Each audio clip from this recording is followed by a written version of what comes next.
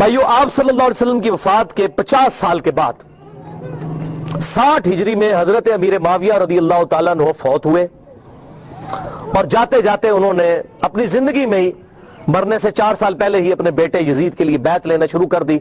صحیح بخاری میں آتا ہے کہ صحابہ کرام سخت خلاف تھے کہ آپ یہ کیا کرنے جا رہے ہیں، امت کو کس ڈگر پہ چلا کر جا رہے ہیں، لیکن تلوار کے زور پر اپنے بیٹے کی بیعت لی۔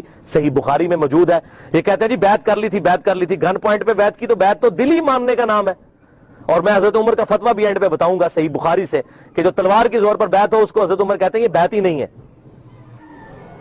تو صحابہ کرام نے مخالفت کی، لیکن وہ جو معاملہ ہونا تھا وہ ہوا۔ وہ میں نے مسئلہ نمبر 101 میں ڈیٹیل کے ساتھ بیان کیا۔ آج ٹاپک کو میں چھیڑوں گا نہیں کیونکہ آلریڈی میں اس کو ایڈریس کر چکا ہوں۔ بہرحال اس حوالے سے صحیح بخاری میں انٹرنیشنل نمبرنگ کے مطابق 120 نمبر حدیث ہے۔ حضرت ابو ہریرہ کہتے ہیں میں نے حضور صلی اللہ علیہ وسلم سے 2 پیالے لیے، ایک میں نے تمہارے سامنے ظاہر کر دیا، یعنی یہ جو شریعت کا علم ہے، حدیثیں میں نے بیان کر دی، اور دوسرا پیالہ ایسا ہے اگر میں تمہیں بتاؤں تو تم میری شاہ رگ کاٹ دو۔ ایسی باتیں مجھے حضور نے بتائی ہیں۔ وہ کیا باتیں تھی؟ وہ صحیح بخاری کے اندر ہی انٹرنیشنل نمبر کے مطابق 3605 نمبر حدیث ہے۔ حضرت ابو ہریرہ کہتے ہیں کہ مجھے حضور صلی اللہ علیہ وسلم نے بنو قریش، بنو امیہ کے لونڈوں کے ان لڑکوں کے نام بتائے ہیں، ان کے ماں باپ اور قبیلوں کے نام تک بتا دیے ہیں جن کے ہاتھوں اس امت کی تباہی ہونے والی ہے، اور میں چاہوں تو ان کے نام، ان کے ماں باپ کے نام بھی بتا سکتا ہوں۔ جیسے حضرت حذیفہ ابن یمان کو حضور صلی اللہ علیہ وسلم نے منافقین کے نام بتائے تھے، حضرت ابو ہریرہ کو ان لوگوں کے نام بتا دیے تھے جن کے ہاتھوں امت کی تباہی ہونے والی تھی، بنو امیہ کے وہ لڑکے۔ حتیٰ کہ اسی حدیث کے تحت فتح الباری میں امام ابن حجر اسقلانی رحمہ اللہ المتوفی 852 ہجری وہ لکھتے ہیں، اور بڑی انہوں نے اسناد مختلف کتابوں سے، المصنف ابن ابی شیبہ سے، باقی کتابوں سے جمع کی کہ حضرت ابو ہریرہ یہ دعا کیا کرتے تھے، اے اللہ مجھے 60 ہجری تک باقی نہ رکھنا اور لڑکوں کی حکومت سے پہلے موت دینا۔ 59 ہجری میں حضرت ابو ہریرہ فوت ہو گئے، اور 60 ہجری میں یزید ابن معاویہ تخت نشین ہوا۔ اور اس میں ایک مرفوع حدیث ہے انٹرنیشنل نمبر کے مطابق مسند امام احمد میں 8302 اور مشکات میں بھی 3716 کہ آپ صلی اللہ علیہ وسلم نے فرمایا 70 کی دہائی کے آغاز سے اللہ کی پناہ طلب کرو اور نوجوان لڑکوں کی حکومت سے اللہ کی پناہ طلب کرو۔ 70 کی دہائی کا آغاز یعنی 61 ہجری، اور واقعہ کربلا 61 ہجری میں ہوا ہے۔ تو آپ صلی اللہ علیہ وسلم نے اپنی امت کو اس حوالے سے خبریں دی تھیں کہ آپ صلی اللہ علیہ وسلم کی وفات کے بعد امت کے ساتھ کیا سلوک ہونے والا ہے۔ تو اس کے ظلم کی داستان بہت طویل ہے، یہاں پر میں اس کے 3 بڑے بڑے سیاہ کارنامے ذکر کروں گا احادیث کی کتابوں سے، تاریخ نہیں۔ اگر تاریخ میں نے بتایا تاریخ میں اگر 10 باتیں یزید کے حق میں ہے نا تو 1000 اس کے خلاف ہیں، لیکن کیا کرتے ہیں یہ حکومتی ملے، اور چند ایک باتیں نقل کر کے تو پھر دفاع کرنے کا کوشش کرتے ہیں، اور پھر کتابوں پہ پابندی لگ جاتی ہے۔ وہ جو جھوٹی کتاب صلاح الدین یوسف صاحب نے لکھی ہے گورنمنٹ نے پابندی لگا دی، کوئی حدیث نقل نہیں کی ہے، بلکہ ساری تاریخی روایتیں نقل کی ہیں، اور وہیں پر لکھا ہوا ہے کہ یزید کی فوجوں نے واقعہ حرہ میں 1000 صحابیات اور تابعیات کے ساتھ زنا کیا، اور وہ حاملہ ہو گئیں، اور 3 دن تک مسجد نبوی میں گھوڑے باندھ کر رکھے، اور مسجد نبوی میں نماز نہیں ہوئی ہے، لیکن صلاح الدین یوسف صاحب کی رگ نہیں پھٹکی کہ میں یہ حق لوگوں کو بتاؤں ابن کثیر سے۔ اس ابن کثیر سے اپنے مطلب کی باتیں نقل کی، وہ بتا رہا ہوں 10 باتیں نقل کی، 1000 اس کے خلاف لکھی ہوئی ہیں، لیکن جب کوئی بندہ بےایمانی پہ اتر آئے تو اس کا تو کوئی علاج نہیں ہے۔ لہذا میں تاریخ کو کرتا ہوں سائڈ پہ، میں صرف آپ کو احادیث سے حوالے دوں گا جس کے سامنے اب سارے خاموش ہو چکے ہیں۔ جب سے یہ میری یہ پمفلٹ آئے ہیں، یہ واقعہ کربلا کا حقیقی پس منظر 50 صحیح الاسناد احادیث کی روشنی میں، یہ والا پمفلٹ، اور یہ رافضیت، ناسبیت اور یزیدیت کا تحقیقی جائزہ، یہ پمفلٹ میں نے ڈاکٹر ذاکر نائک کے خلاف لکھا تھا، انگلش کے اندر بھی، اردو کے اندر بھی، اور ان کے ہم نے شاگرد پاکستان آئے ان کے ہاتھ میں یہ پمفلٹ پکڑائے کہ خدا کے لیے کہ آپ یہ کون سی وہ امام غزالی کی لکھی ہوئی تاریخ بیان کر رہے ہیں، ابن تیمیہ کی لکھی ہوئی تاریخ بیان کر رہے ہیں، خدا کے لیے حدیث کی کتابیں پڑھیں، بخاری اور مسلم پڑھیں، یا تو بخاری اور مسلم کو غلط کہہ دیں، منکرین حدیث بن جائے۔ یہ تاریخیں تو حکمرانوں نے لکھوائی ہوئی ہیں، با ادب با ملاحظہ ہوشیار لکھو ہم بڑے سخی تھے، ہم یہ تھے وہ تھے، تاریخیں تو حکمرانوں کی لکھوائی ہوئی ہیں۔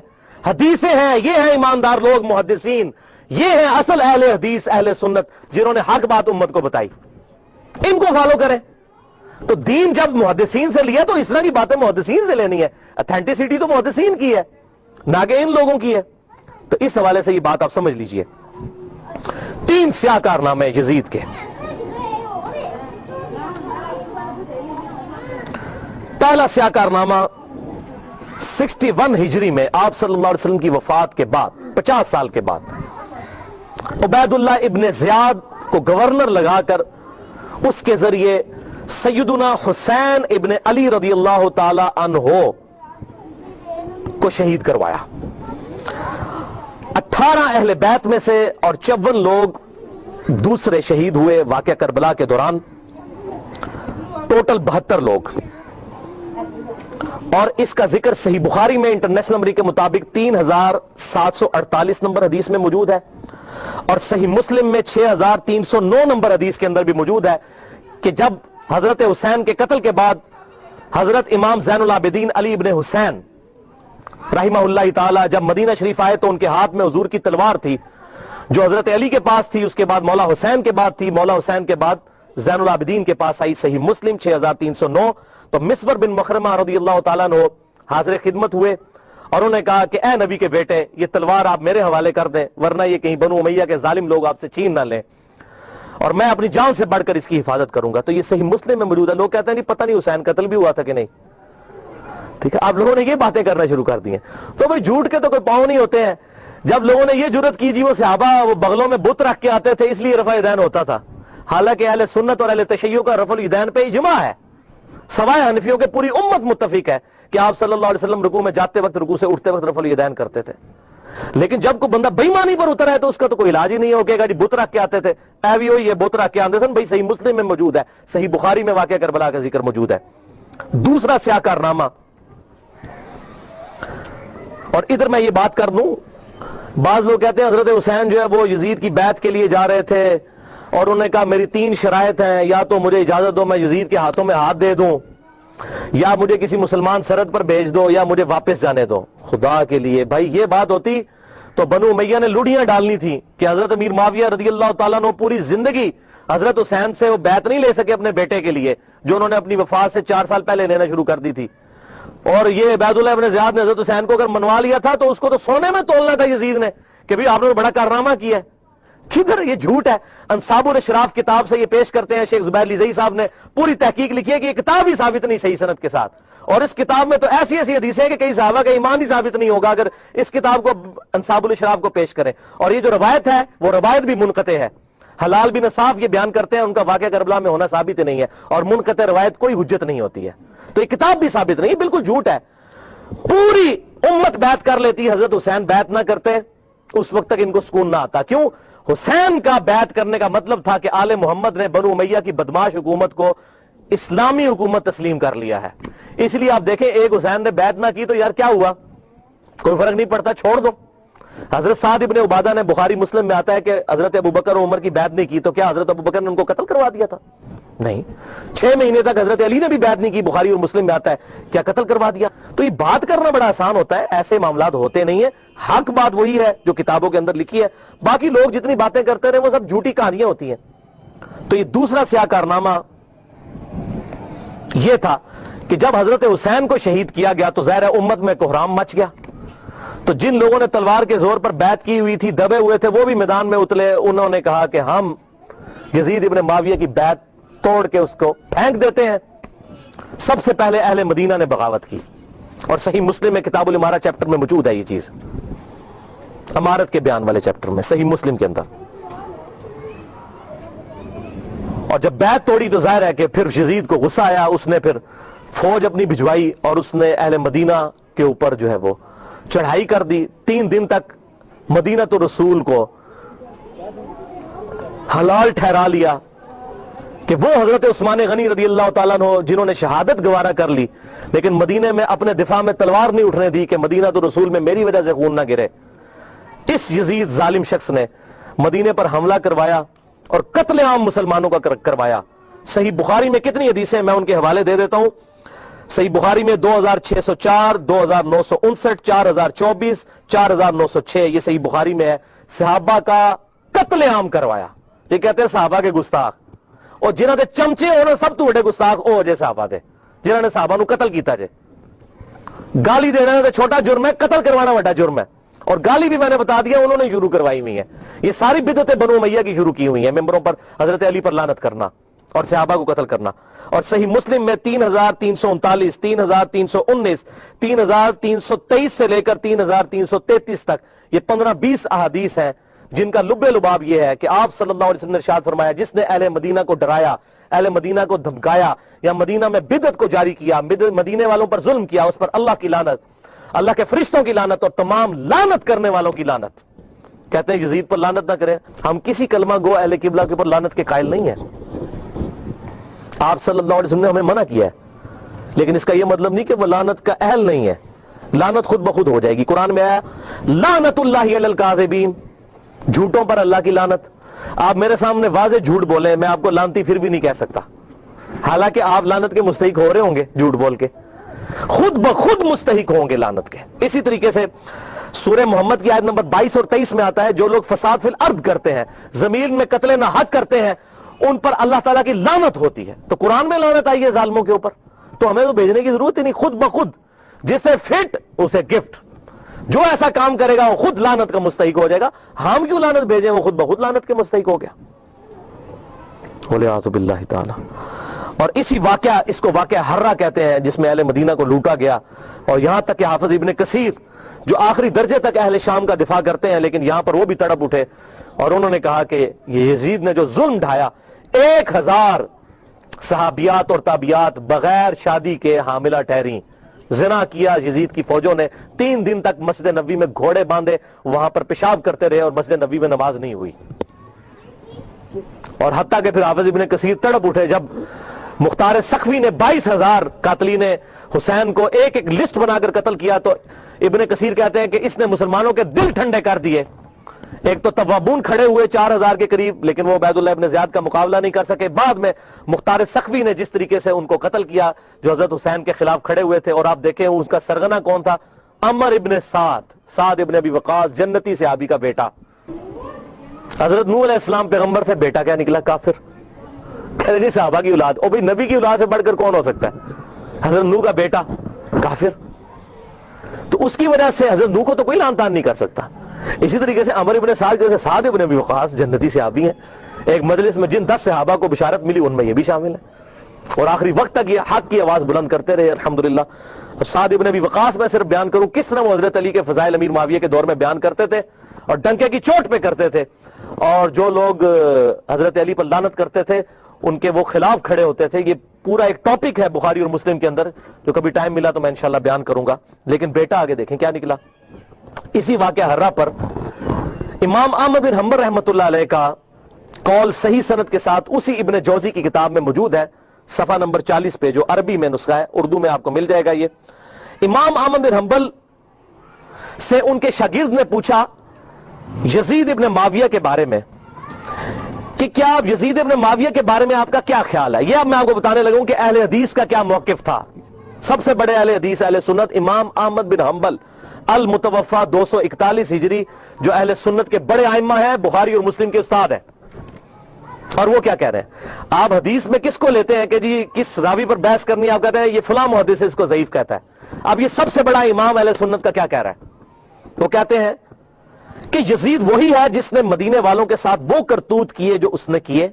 شاگرد نے پوچھا یزید نے کیا کیا تھا؟ احمد بن حنبل نے فرمایا اس نے مدینے والوں کو لوٹا تھا۔ شاگرد نے پوچھا کیا ہم یزید سے حدیث بیان کر سکتے ہیں؟ احمد بن حنبل نے فرمایا یزید سے حدیث مت بیان کرو، اور کسی کے لیے یہ حلال ہی نہیں ہے کہ وہ یزید سے ایک حدیث بھی بیان کرے۔ پھر شاگرد نے پوچھا کہ جب یزید نے یہ حرکتیں کی تھیں تو کن لوگوں نے یزید کا ساتھ دیا تھا؟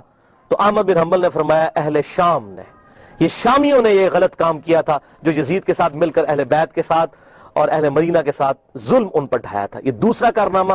اور تیسرا سیاہ کارنامہ 64 ہجری میں، اسی دوران حضرت عبداللہ ابن زبیر رضی اللہ تعالیٰ عنہ، یہ وہ صحابی ہیں جن کے بارے میں صحیح بخاری میں آتا ہے، جب مسلمان ہجرت کر کے مدینہ شریف آئے تو یہودیوں نے کہا ہم نے مسلمانوں پر بندش کر دی ہے، ان کے گھر اب اولاد نہیں ہوگی، تو سب سے پہلے بیٹا پیدا ہوا حضرت ابو بکر کا نواسا عبداللہ ابن زبیر، حضرت عائشہ کی جو بہن تھی اسما بنت ابی بکر، ان کا بیٹا عبداللہ ابن زبیر، اور حضور نے اپنے مبارک ہاتھوں سے ان کو گھٹی دی تھی کھجور چبا کر، صحیح بخاری میں آتا ہے۔ یہ وہ ہیں عبداللہ ابن زبیر صحابی، یہ بھی حضرت حسین کی طرح جن چند بڑے لوگوں نے بیعت نہیں کی۔ کون کون تھے ان میں؟ حضرت حسین ابن علی، علی کا بیٹا، حضرت عباس کا بیٹا عبداللہ ابن عباس، ابو بکر کا بیٹا عبد الرحمن بن ابی بکر، اور زبیر کا بیٹا ابن زبیر، عبداللہ ابن زبیر. تو یہ نمائندہ شخصیات ہی سامنے آتی ہیں نا. مجھے بتائیں آج اگر زرداری اور نواز شریف مل کے عمران خان کی بیعت کر لیں تو کیا یہ دو بندوں کی بیعت ہوگی؟ پوری پارٹی کی. یا عمران خان اور زرداری مل کے نواز شریف کی کر لیں، یا عمران خان اور نواز شریف مل کے زرداری کی بیعت کر لیں تو کیا یہ دو بندوں کی بیعت ہوگی؟ پوری پارٹی کی. وہ کہتے ہیں نہیں سب نے بیعت کر لی تھی. اور بھائی نمائندہ شخصیات تو امت کی یہی تھی نا، باقی تو سارے بیچارے اسی طرح ہوتے ہیں. حسین تے نہیں روزانہ ماما جمنیاں، حسین بڑھنا سوکھ ہے. آپ نے بخاری میں حضرت ابو ہریرہ کا قول سن لیا کہ وہ کہتے ہیں مجھے ڈر ہے میں ان لونڈوں کے نام بتاؤں تو مجھے قتل کر دو، تو انہوں نے اپنی جان بچائی. جان بچانا بھی فرض ہے، لیکن اعلیٰ ترین درجہ یہ ہے جو صحیح مسلم میں حدیث ہے، انٹرنیشنل نمبر کے مطابق 177 نمبر حدیث صحیح مسلم کتاب الایمان میں، کہ برائی جب دیکھو تو ہاتھ سے روکو. ہاتھ سے نہیں روک سکتے، زبان سے، نہیں تو کم از کم دل میں برا جانو. لیکن ذالک اضعف الایمان، یہ ایمان کا سب سے لوئسٹ درجہ ہے. تو حضرت حسین لوئسٹ درجے پر تو نہیں تھے بھائی. جس کے جینز پروفٹ کے جینز ہوں، جس کا بلڈ اور خون نبی کا خون ہو، وہ لوئسٹ درجے پر ایمان رکھے گا؟ وہ تو آگے بڑھ کر باطل کا مقابلہ کرے گا. یہی وجہ ہے کہ حضرت حسین جو ہے انہوں کو یہ ٹائٹل ملنا تھا. اور یہ بھی آپ بات یاد رکھیں، حضرت حسین نے حضور کی زندگی میں کیا کارنامہ کیا ہے؟ 6 سال عمر تھی، حضور صلی اللہ علیہ وسلم کی وفات ہو گئی. کارنامہ کرنا تھا. اسلام تقوی کی بنیاد پہ کسی کو ٹائٹل دیتا ہے، ان اکرمکم عند اللہ اتقاکم. حضرت حسین نے کون سا کارنامہ کیا تھا؟ کارنامہ بھائی کرنا تھا. جنتی نوجوانوں کا ٹائٹل اس لیے ملا کہ انہوں نے وہ کام کرنا تھا کہ جب امت سو چکی ہوئی تھی انہوں نے امت کو جگایا. اور ایسی بھی امت جاگی کہ آج تک جب بھی کہیں پر ظلم ہوتا ہے حسین کی مثال پیش کی جاتی ہے. لوگ کہتے ہیں کیا ہوا جی، حسین کے ساتھ بھی تو 72 لوگ تھے نا. اگر ہم تھوڑے ہیں، سورہ نحل میں آیا کہ ابراہیم علیہ السلام اکیلے ہی پوری امت تھے. حق تھوڑا ہو، حق حق ہے، باطل باطل ہے، چاہے وہ کثرت میں کتنا ہی زیادہ ہو. ٹھیک ہے، تو یہ بات آپ سمجھیے اس حوالے سے. تو عبداللہ ابن زبیر نے بھی بغاوت کی. انہوں نے حجاز، مکہ، مدینہ اور پورے ایریے پر انہوں نے اپنی خلافت قائم کر لی اور یزید صرف شام تک رہ گیا. تو پھر یزید نے عبداللہ ابن زبیر رضی اللہ تعالیٰ عنہ کو قتل کرنے کے لیے اور ان کی حکومت کو ختم کرنے کے لیے جو خلافت تھی، اپنے گورنروں کو بھیجا، سپہ سالاروں کو بھیجا. 64 ہجری کا یہ واقعہ ہے. اور یہ صحیح مسلم میں انٹرنیشنل نمبر کے مطابق 3245 صحیح مسلم 3245 نمبر حدیث ہے کہ ابن زبیر پر جب حملہ کیا اس دوران خانہ کعبہ کو منجنیق سے پتھراؤ کیا گیا، غلاف کعبہ بھی جل گیا. 3245 صحیح مسلم. یہ کرتوت ہے. کہتے ہیں جی وہ تو یہ تھے جنتی تھے. وہ بھی میں پول کھولنا کہڑے پاس جنتی سی ہو. صحیح مسلم 3245 خانہ کعبہ کو جلا دیا. لیکن پھر اس دوران پہلے واقعہ کربلا، اس کے بعد واقعہ حرہ ہوا، اور پھر ابن زبیر پہ جب حملہ کیا اسی دوران یزید مر گیا 64 ہجری کے اندر.